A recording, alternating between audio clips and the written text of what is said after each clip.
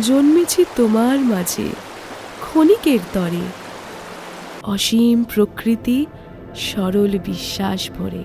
পাহাড় আমাদের বাঙালির কাছে এ এক অমোঘ টান। যতই যান না কেন বারবার ফিরে যেতে মন চায়। সাথে যদি পায় ছোট্ট পাহাড়ি নদীর বহমান শীতল জলে পা ভেজানোর সুযোগ, তাহলে তো ক্যা বাত। চন্দননগর থেকে ব্যান্ডেল হয়ে সেখান থেকে এক্সপ্রেস ধরে বেরিয়ে পড়া এনজিপির উদ্দেশ্যে। গন্তব্য স্বপ্নের সিল্ক রুট। রাত 10:49 কলকাতা আগরতলা গরিবরথ। নিজের সিটটা বুঝে নিতেই ভারতীয় রেলওয়ে স্বাগত জানালো আমাদেরকে। বাতানুকূল এই কামরায় ঘুমের জন্য উপযুক্ত পরিবেশ থাকলেও উত্তেজনায় ঘুম আসে না সারা রাত। ভোর 4:06। ট্রেন এসে থামল মালদা টাউন স্টেশনে। আমাদের কামরায় তখন ঘুমের দেশ। মিনিট 5 দাঁড়িয়ে আবার চলতে শুরু করা। এভাবেই রাতটা কেটে গেল। পরের দিন ঠিক সকাল 8:07 এনজিপি পৌঁছলাম। ট্রেন এখন এনজিপি ঢুকছে। স্টেশনে আমাদের রিজার্ভ করা গাড়ি চলে এসে দাঁড়িয়ে আছে। আর এবারে কিছু খেয়ে আমরা রওনা দেবো সিলেরি গাঁওয়ের উদ্দেশ্যে।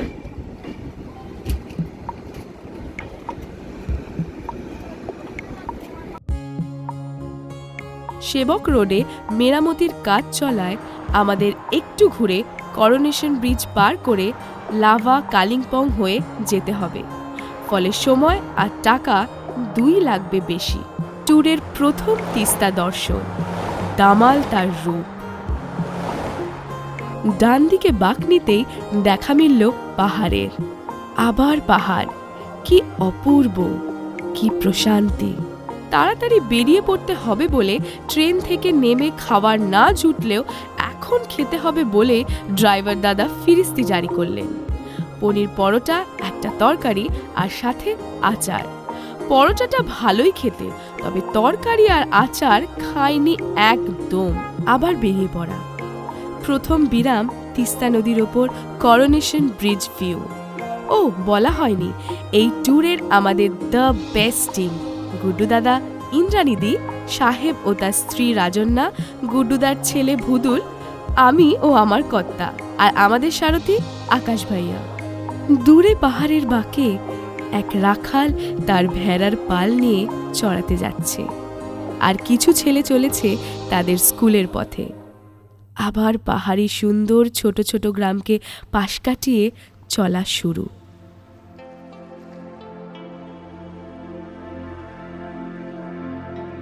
অনেকক্ষণ চলার পর একটু চা পানের জন্য না দাঁড়ালে ভালো লাগে না। সেই মতো আকাশ ভাইয়ের কাছে আবদার, দাঁড়াতে হবেই। বেচারা শেষমেশ রাজি হলো। পাহাড়ের কোলে রাস্তার ধারে এক সুন্দর দোকানে দাঁড়াতে। চারিদিকে পাহাড়, মেঘ আর গাছে ঘেরা সুন্দর সাজানো দোকান। মনে হয় থেকে যায় না সারাটা জীবন এখানে। ঘুচে যাবে সব চিন্তা, ক্লান্তি। ওদিকে ভুদুল মহাশয় ব্যস্ত ও ডিজিটাল ক্যামেরাতে মেঘে ভেজা প্রকৃতি বন্দি করতে। এসে গেছে গরম গরম চা।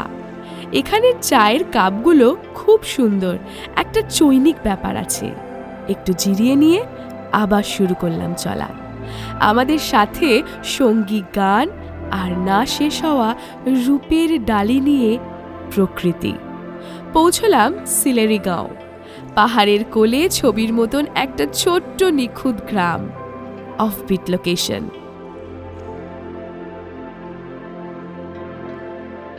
সামনে কাঞ্চনজঙ্ঘা পাহাড়, যদিও মেঘের জন্য তার দেখা মেলেনি। প্রকৃতি এত অপরূপ হতে পারে তার নিদর্শন এখানে না এলে সত্যিই জানতে পারতাম না। এ কি সুন্দর শোভা। খুব খিদে পেয়েছিল। খাওয়ার পাতে পড়তেই হামলে পড়লাম। আমরা যেহেতু সম্পূর্ণ নিরামিষ খাবো, তাই আজকের মেনু ছিল ভাত, আলু মাখা, আলু ভাজা, ঝুরি আলু ভাজা, পাঁপড় ভাজা, ডাল। কি অপূর্ব সেই পাহাড়ির রান্নার টেস্ট, কি বলবো। সন্ধে নামার আগেই ছুটলাম ট্রেকিং করে লোকাল সাইট সিইং রামিতে ভিউ পয়েন্টে। এখান থেকে একই সাথে কাঞ্চনজঙ্ঘা আর তিস্তার অনেক বাঘ দেখা যায়। আমাদের কাঞ্চনজঙ্ঘা দেখা হয়নি, কিন্তু এত বিস্তৃত তিস্তার দৃশ্য আগে কখনো দেখিনি। সন্ধে নামছে আর আমরা ফিরছি আমাদের হোমস্টের পথে। এই জোরালো গরমের সময়ও এখানে এত ঠান্ডা হাওয়া তা সত্যি অন্য অনুভূতি দেয়। তাই সদল বলে স্থানীয় দোকান পুঙ্কু টি স্টল নামটা শুনে আকর্ষিত হয়ে চললাম চা খেতে। এরপর রাতের খাবার খেয়ে শুয়ে পড়া পরের দিনের উদ্দেশ্যে।